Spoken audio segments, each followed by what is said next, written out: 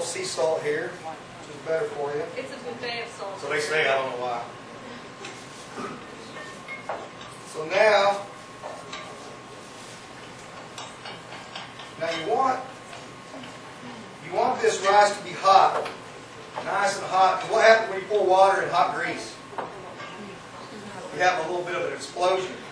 But you want to do that here. You want to have a little controlled explosion. Because it kind of gives the rice kind of a popcorny.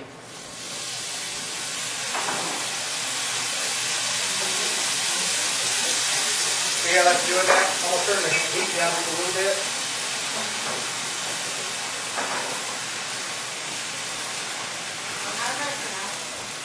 Now I'm going to pour just enough water in here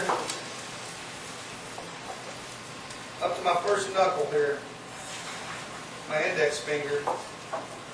And a Korean lady taught me that it doesn't matter how big your pot is, how much rice is in there. Pour the water in, stick your finger up there to your first knuckle as long as it's not too hot. On the surface of the rice. Yeah. You don't pump your finger into the rice. No. Just rest it on the top. You just want that much water in there. Works every time. And every single time. you don't have to measure. It's foolproof. All right. Anybody have any questions about anything like that? About where I shop? Central Market, of course. Oh, for my clothes. Oh. My barber. My dietitian, where I work out. You're happy Most of my haberdashers are already dead. All right, now I'm going to move this on over here. We'll get something else going.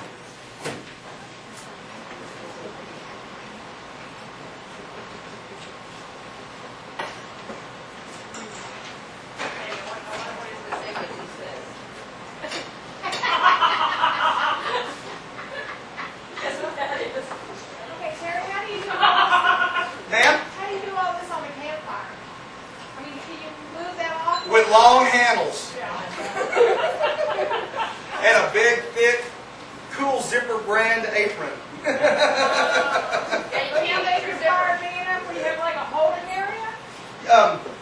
The way I do it is I've got a mother fire that's over here. And I move fire to my cooking fire with a shovel. You'll have to come to the chuck wagon. He's got all of his, he has his own, you should say, who's my blacksmith? That's who you should say. Because that's who, he's got the longest spoons I've ever seen in my life. Oh, the stuff the Bulldog makes? Yeah. He's in Fort Davis right now picking up our chuck wagon. Our chuck wagon had to go in for repairs. Now, where does the truck wagon go for repairs, sir? Did it have a recall? To old people that are almost dead and the Mennonites. How do you get it to and from? On a trailer.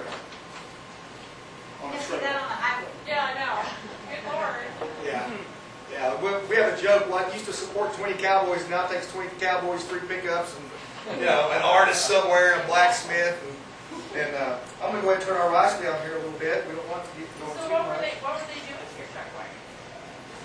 They were putting new hubs on the wheels. Our wagon's 125 years old. It has the original paint job on it. We got it from a museum in San Antonio, and it's a Springfield wagon. We win awards with its authenticity. We have our own blacksmith shop that we work on all the hardware with, and It's really, you have to come the next time you come. In fact, I don't think it was this last time, the time before that when you came, I happened to be down there, and of course there's the little playground area right there, and there's this little boy who, I swear to God, he turned around and he does this.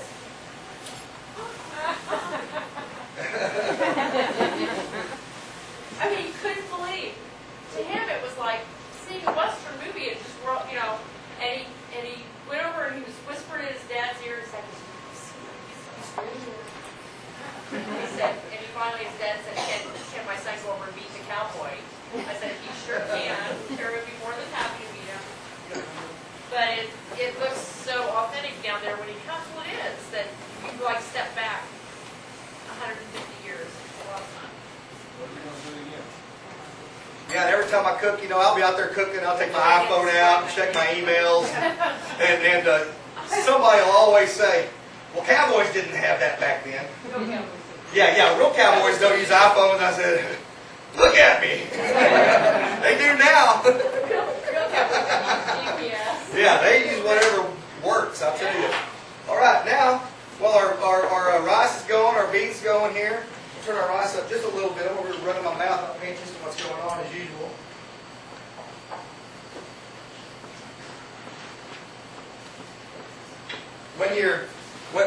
We're at Thanksgiving dinner, we're talking about chuck wagons and westerns and Hollywood and about what really happened and about people's perceptions of what really happened and how I've got you go to these chuck wagon cook-offs and people are winning awards for their authenticity, but if you took one of these chuck wagons that work on these ranches, they wouldn't win because it's not authentic.